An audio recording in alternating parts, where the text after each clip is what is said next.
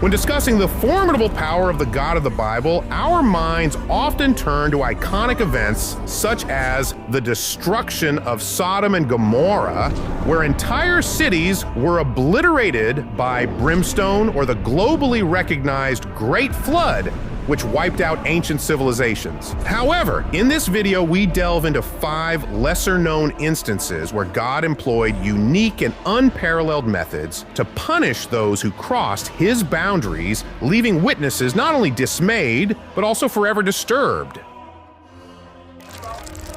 Starting with the Korah's rebellion against Moses. In the book of Numbers in the Bible, Korah, along with Dathan, Abiram, and 250 other Israelite leaders, rebelled against the leadership of Moses and Aaron. They challenged the authority of Moses and Aaron, claiming that they too were holy and should have equal status before God.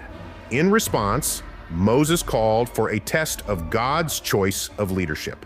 The next day, Moses instructed Korah and his followers to take censers with incense and present themselves before the Lord. According to the law of God, only the chosen people were allowed to come close to the tent of God and offer this holy offering.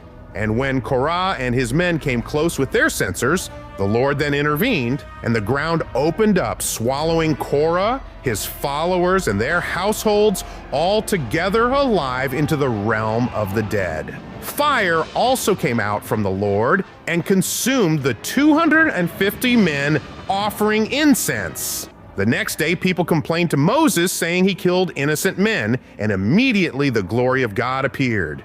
Then God said to Moses, "Get away from this assembly so I can put an end to them at once."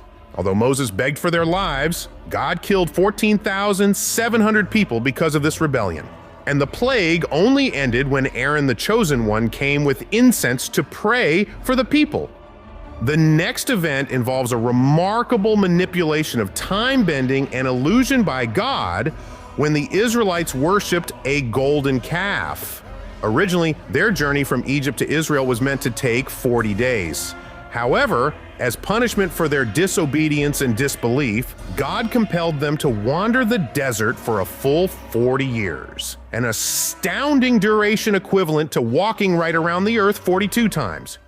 During this time, God systematically rooted out all those who had bowed down to the golden calf, including the esteemed prophet Moses himself, who was punished for striking a rock twice instead of once, as commanded by God. In a heartbreaking moment, God personally informed Moses that he would only see the beauty of the promised land from a mountaintop, but not enter it. Despite enduring 40 years of arid desert conditions without water or vegetation, God performed a special miracle by ensuring that their clothes grew with them throughout this period. Thus, God orchestrated the demise of an entire generation that had suffered in Egyptian slavery, ensuring that they all perished with only the belief, but not in the experience of flowing milk and honey.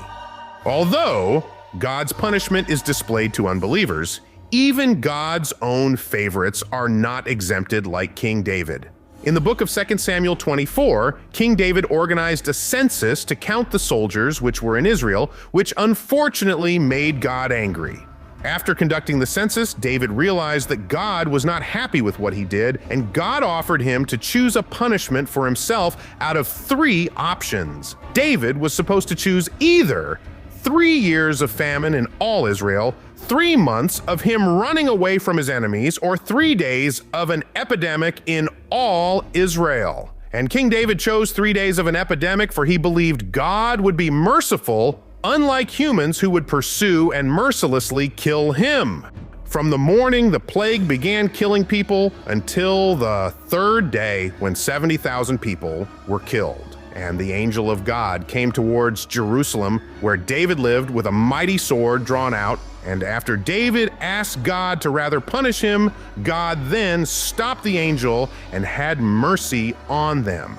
In that period, God killed 70,000 people for the mistake of his favorite human. On top of that, the Bible says it was God who had inspired him to do the census itself in a way to punish the people.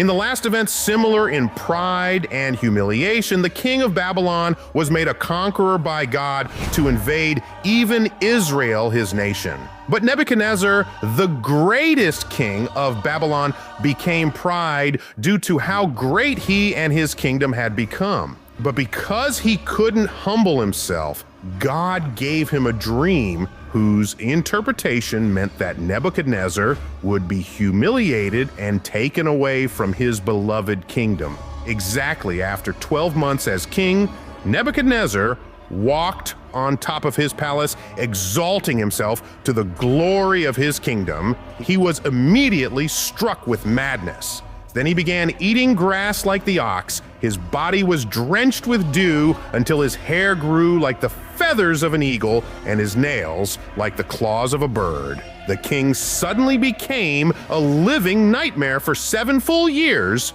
until he looked up to heaven and honored God, who is the ruler over all and the one who appoints kings as he pleases. Immediately after acknowledging God, King Nebuchadnezzar became sane and continued his rule as the greatest king of Babylon.